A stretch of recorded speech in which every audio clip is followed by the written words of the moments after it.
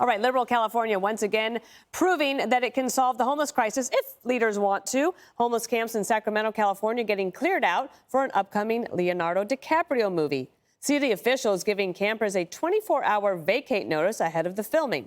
The homeless people complaining about being forced out. Once you get one of these stickers, there's a 24-hour period before you have to move your camp. I think a lot of homeless people, like anybody, will like the area they stay in, and they like downtown. Right. And they don't want to be moved so far away from downtown just because they're homeless. A rock and a hard place in a sense. And talk about liberal deja vu. The last time California devoted this much energy to cleaning up the streets was for the arrival of world leaders in San Francisco during the APEC summit and ahead of President Biden's meeting with Chinese President Xi Jinping. Greg, The Nation, not known for being a conservative paper, to say the least, says that Sacramento's rate of homeless per 100,000 residents is almost double that of San Francisco. Yeah. They got to be furious. It's the nation's capital. I'd be ticked off. I hear that because of Leo, they're replacing every homeless person with a 17-year-old Eastern European Serbian model. Serbian? But it just tells you that they can solve the problem.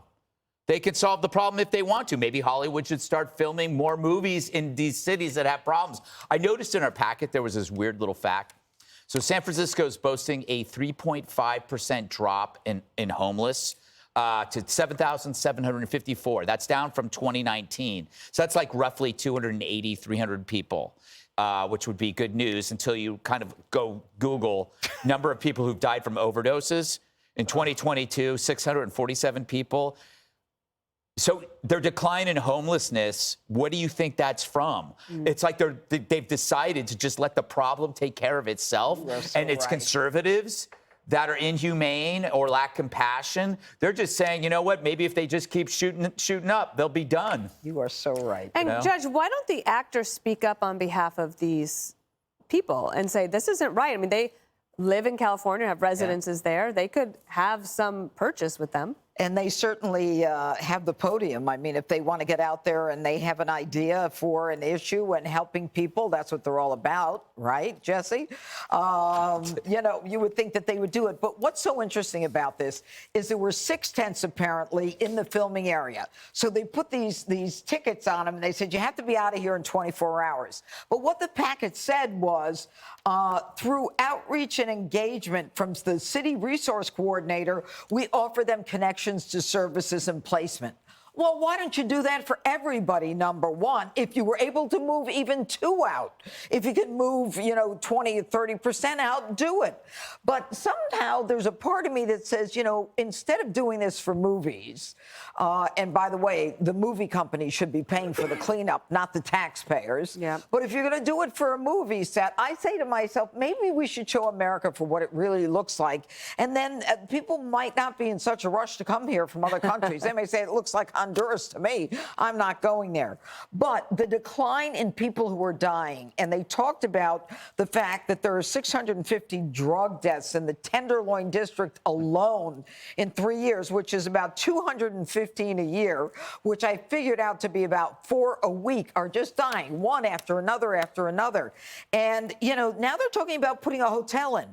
Hotel's a good idea. You have to be sober. In other words, saying, we're not going to stop you from, using drugs, but we want you at least to be sober. That might be inconsistent, but at least they're trying something small.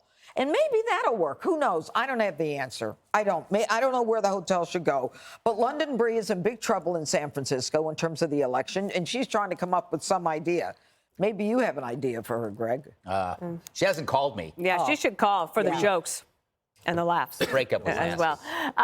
Jesse, maybe we should ask for a big movie set in New York City and we could clean up the homeless problem. That'd be a good idea. Except I'd like to star in the movie. Can we make that kind of deal? Absolutely. Okay, good. I know who I'm going to play. They filmed a movie last week at Fox. They closed off all the areas. Didn't change anything. That's why Johnny was walking around the block all day? Yes. He wanted to be an extra. No wonder. I didn't have my coffee. It was the Penguin movie. Was that right? Yeah. So homelessness is just a jobs program for Democrats. For every one homeless person, there's like 2 bureaucrats that collect the check from the taxpayer to make homeless lives easier. Do you know how hard it is to be a taxpayer, though? I mean, all the permitting, the tax agents, the speed cameras. You need to hire an army of specialists just to deal with all of these annoying government officials. But if you're a homeless junkie shooting up on the street, the government makes their life so easy. Here's a needle, here's a sleeping bag, here's some cash. I'd like to reverse that.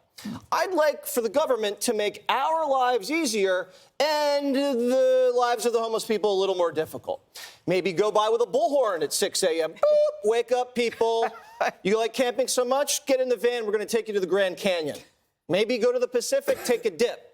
Because you can't live like this. When I interviewed a homeless junkie for Get It Together, which you can pre-order right now. Well done. For Amazon, he said he liked when he was treated like a raccoon by the NYPD. He'd fall asleep on the subway and they'd poke him.